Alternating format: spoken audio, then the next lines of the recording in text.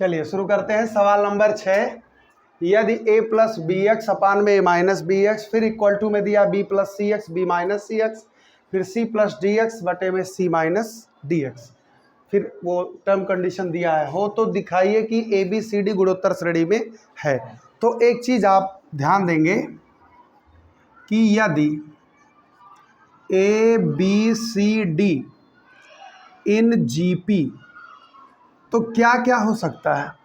तो एक तो ये हो सकता है कि b अपान ए, सी अपान बी, डी अपान सी बराबर होगा, या ऐसा भी हो सकता है कि a upon b, b upon c, c upon d, उल्टा भी कर सकते हैं।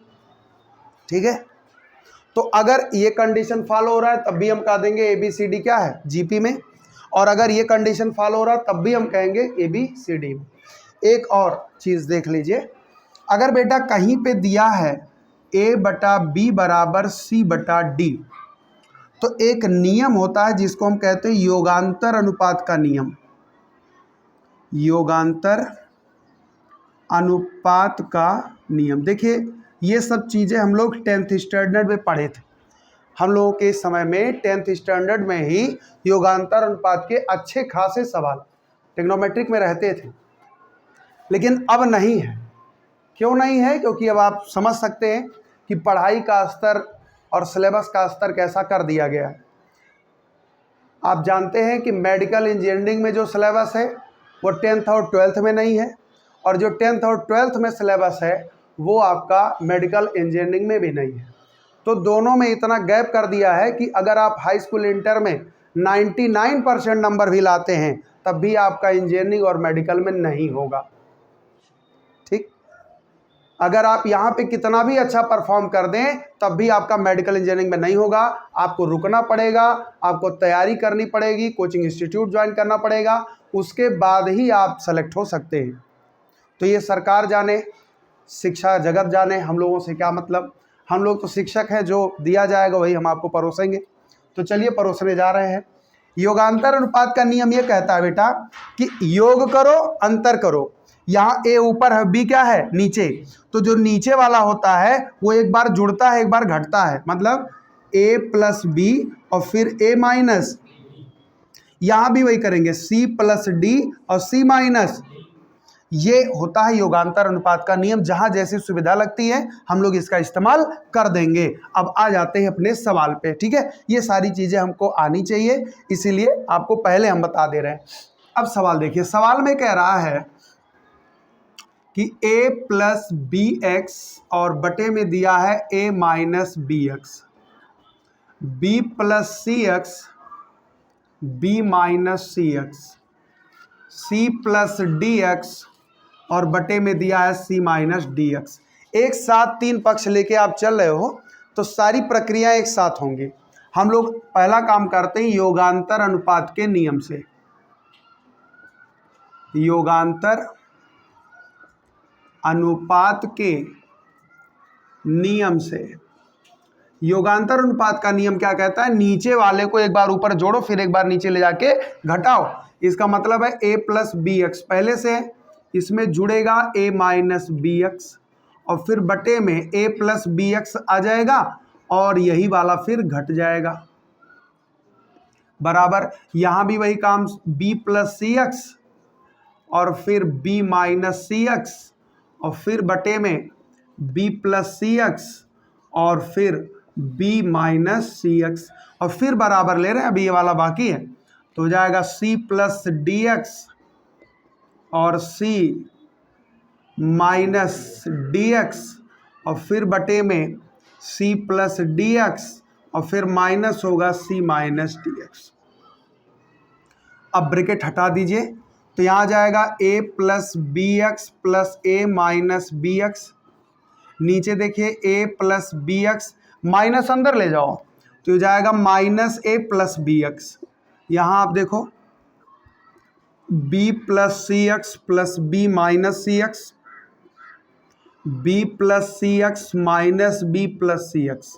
फिर यहाँ जाओ c plus d x plus c minus d x और c plus d x minus c plus d x. ठीक है, अब जो कट सकता है उसको काट दो। जैसे यहाँ बी एक्स कट जाएगा, यहाँ पे ए कट जाएगा, यहाँ पे सी एक्स कट जाएगा, यहाँ पे बी कट जाएगा, यहाँ पे डी एक्स कट जाएगा, यहाँ पे सी कट जाएगा।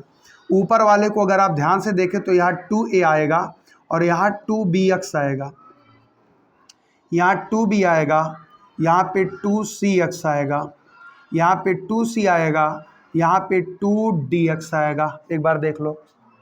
ठीक है, अब देखो यहाँ पे आप 2 से 2, 2 से 2, 2 से 2 कैंसिल। ठीक है, अब हमें मिल रहा है a बटे में bx, b बटे में cx और c बटे में dx। अब नीचे से x हटाना है तो हम कर देते हैं x का गुणा, x का गुणा कर देंगे तो x का गुणा बेटा तीनों में होगा। मतलब ये हो जाएगा a गुणे x बटे में bx, b गुणे x बटे में cx, c गुणे x बटे में dx। अब आप देखें तो x से x, x से x, x से x कट। अब आ गया a बटा b बराबर b बटा c बराबर c बटा d, और यही हम तो खोज रहे थे। अगर ऐसा हो रहा है तो हम कह सकते हैं इसलिए a comma b comma c comma d in GP। ठीक है, इन GP, और यही हमको जो है सिद्ध करना था, तो हम कह देंगे हेंस प्रूव्ड। आसान है। इस सवाल को शुरू करने से पहले इतनी बातें हमको याद होनी चाहिए थी, इसीलिए मैंने पहले ही क्लियर कर दिया। उसके बाद में सवाल को हमने आसानी से लगा दिया, 3-4 स्टेप में आ गया। ठीक है, हो जाएगा। नोट करिए फिर अगला सवाल। चलिए, क्वेश्चन नंबर 7 कह रहा है किसी गुणोत्तर श्रेणी में यस स्मॉल n पदों का योग, p उनका गुणनफल और r उनके व्युत्क्रमों का योग है। तो कह रहा है सिद्ध करो कि p स्क्वायर इंटू में r पावर n बराबर s पावर n। तो ध्यान देंगे, सवाल नंबर है 7। इसका सॉल्यूशन देखते हैं। सबसे पहले आप कोई भी श्रेणी हो, गुणोत्तर हो, समांतर हो, हरात्मक हो, प्रथम पद और सार्वनुपात नहीं दिया है तो उसको मान लीजिए कि माना GP का प्रथम पद स्मॉल a तथा सार्वनुपात स्मॉल r है। बातचीत नहीं, चुगली यहाँ तो ना करो। GP का प्रथम पद a और सार्वनुपात क्या स्मॉल r है, तो इसलिए कह रहा है कि देखो यस जो है n पदों का योगफल है। इसका मतलब कि यस जो है वो n पदों का योगफल है, मतलब a plus AR plus AR square plus और nवां पद AR पावर n माइनस 1, ऐसे भी लिख सकते हैं। अब इनका योगफल है तो यहाँ से हम कह सकते हैं कि जो यस है वो a R power n minus 1 बटे में R माइनस 1 होगा। लेकिन ये फार्मूला वहाँ लगता है जहाँ पे R का मान 1 से। ठीक है, दूसरा देखिएगा, अब हम लोग यहाँ पे कह रहा है R उनके व्युत्क्रमों का योग है। ठीक, तो R भी निकाल लेते हैं। यहाँ पे R क्या दिया, इनके व्युत्क्रम, व्युत्क्रम मतलब उल्टा, तो a का उल्टा 1/a, 1/AR, 1/AR स्क्वायर और n पदों तक। अब इन सब का योगफल करना है तो देखिए R बराबर क्या हो जाएगा, प्रथम पद क्या है 1/a। अब देखो अगर 2 है, 2 तो 2 तो 1 से बड़ा है, लेकिन जब 1/2 करोगे तो 1/2 2 से क्या होगा, 1 से क्या होगा, छोटा होगा, तो दूसरा वाला फार्मूला योग वाला लगेगा। तो वहाँ पे होगा 1 माइनस 1/r पावर n और बटे में 1 माइनस 1/r। ठीक है, ये फार्मूला लगेगा। तो r बराबर आ जाएगा 1/a 1 minus 1/r power n, और यहाँ 1 माइनस है तो आप चाहें तो r एक क्या मार, और फिर तो r माइनस 1/r। आप थोड़ा सा इसको और सरल कर लीजिए ताकि r हो जाएगा। देखो ये r ऊपर जाएगा, घूम के ऊपर जाएगा और ये यहाँ आएगा, है ना, तो कर देते हैं ऊपर, तो जाएगा r/a, r गया ऊपर, r/a हो गया। यहाँ ब्रैकेट में देखो r पावर n यहाँ आ जाएगा, तो आर पावर n -1 और बटे में आर पावर n, ठीक है। और नीचे हमारे पास क्या है, आर माइनस, थोड़ा सा और सरल कर लेते हैं तो ये हमारे पास हो जाएगा आर ब्रैकेट में आर पावर n-1, ठीक है। और ये सब आकर के इससे गुणा करेंगे तो a r -1 r power n, ये हो गया सेकेंड। थोड़ा सा सरल कर लिया और कुछ काम नहीं किया गया। तो s हो गया, r हो गया। अब इसके बाद में कह रहा है कि p, तो p बराबर क्या होगा, p कह रहा है कि उनका गुणनफल है, जो पद दिए गए हैं उन्हीं का हमको गुणा कर देना है। तो गुणा करेंगे तो a into A R square into dash dash dash A R power n-1।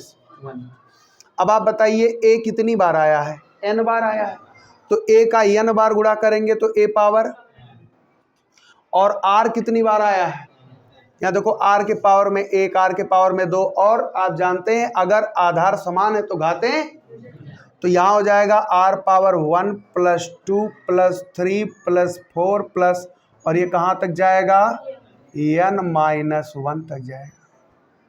अब आपने फार्मूला एक पढ़ा है सिग्मा n, मतलब 1 + 2 + 3 + डैश डैश डैश, अगर ये n तक हो तो आ जाता है n+1/2।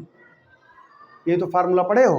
तो यहाँ पे n की जगह पे यहाँ क्या है, n-1 है, तो हम लोग कह सकते हैं कि सिग्मा n-1 हमको बताना है। तो सिग्मा n-1 क्या हो जाएगा, n की जगह पे n-1, यहाँ n-1 + 1/2, 1 से 1 कैंसिल कर दो तो यह आ जाएगा n-1/2। इसका मतलब ये 1 से लेकर के यहाँ तक जब आप जोड़ेंगे तो ये वैल्यू आएगी। तो लिख दीजिए, तो इसलिए p बराबर हो जाएगा a पावर n, और ये हो जाएगा इनटू में r पावर n-1/2, ये p हो गया। लेकिन हमें प्रूफ क्या करना है, हमें यहाँ पे चाहिए p², तो हम लोग p² कर देते हैं वर्ग करने पर, तो वर्ग कर देंगे तो p² बराबर हो जाएगा a power n into r power n-1/2, और इस पूरे का होल स्क्वायर कर दीजिए। तो जब होल स्क्वायर करेंगे तो ये 2 नीचे आएगा, 2 नीचे आएगा तो a पावर हो जाएगा 2n, और ये 2 नीचे आएगा तो 2 से 2 कट जाएगा, तो यहाँ जाएगा r पावर n-1। ये किसकी वैल्यू आई, p² की। अब हमें सिद्ध करना है, सिद्ध करना है, क्या सिद्ध करना है भाई, सिद्ध करना है कि p² इंटू में r पावर n बराबर s पावर n। हमने p² अकेला ज्ञात कर लिया है, तो p² को अकेले कर दो, तो p² अगर रोक देते हो तो यहाँ आ जाएगा s पावर n अपान r पावर n। इस पर भी n है, इस पर भी n है, तो आप जानते हैं a पावर n बटे b पावर n, तो हम इसको लिख सकते हैं a बटे b के होल पावर n। तो यहाँ से हमको मिल जाएगा p² बराबर s अपान r होल पावर में n। अब हम प्रूव करना चाहते हैं p² बराबर इतना, p² तो हमारे पास है ही, p² हम निकाल चुके हैं। अब अगर s अपान r होल पावर n की वैल्यू अगर इतनी आ जाती है तो इसका मतलब p² के बराबर हो जाएगा। तो हम लोग आते हैं अब फ्रॉम राइट हैंड साइड से प्रूव करते हैं, फ्रॉम RHS। तो RHS आपका है s अपान r whole power n। s की वैल्यू कितनी है भाई, a r power n-1 r-1 total बटे में r की वैल्यू कहाँ पे है भाई, r यहाँ निकाले हो, r power n-1 a r power n r-1, और इस पूरे पे n का पावर, ठीक। राइट हैंड साइड हमने उठाया है और राइट हैंड साइड को सेट किया है। अब अगर आप देखो तो r-1 से ये r-1 कट जाएगा, ठीक है, r-1 से r-1 कट जाएगा। उसके बाद में क्या कट सकता है, ये तो इससे कट गया, ये इससे कट जाएगा। अब इसको ऊपर उठ लाओ, ये हो जाएगा ऊपर जा करके ए आर गुणा करेगा तो कितना हो जाएगा, यहाँ ऊपर जाके तो हो जाएगा ए स्क्वायर, ए का ए में गुणा, और ये हो जाएगा आर पावर एन, और बटे में कितना है आर, और इसके पावर में कितना है एन। थोड़ा सा और यहाँ देखो आर पावर एन है और नीचे आर पावर 1 है, तो आधार समान अगर होता है और बटे रहता है, भाग होता है तो घट जाता है घात, तो जाएगा A square R power N minus 1, बोलो एन माइनस 1, बार ऊपर हो गया, और पावर में कितना है एन अंदर ले जाओ तो जाएगा ए पावर में 2n इंटू में आर पावर में, यहाँ पे एक बार देख लेते हैं पी स्क्वायर कितना दिया है, 2n दिया है ना, और यहाँ हमको क्या चाहिए n, तो ध्यान देंगे ये तो a पावर 2n हो गया और इस n का इसमें गुणा होगा तो हो जाएगा n माइनस 1, और यहाँ पे देखिए a power 2n r power n minus 1, ये पूरा दिया है, और यही हमारा है पी स्क्वायर और यही हमारा है LHS, और इस तरह से हमारा ये प्रूव हो गया। ठीक है, थोड़ा टेक्निकल क्वेश्चन है, अलग अलग चीज़ें इसमें दी गई थी, लेकिन आप अगर गंभीरता से देखे होंगे तो सारी चीज़ें आसानी से आ जाएंगी। नोट कर लीजिए, फिर अगला सवाल।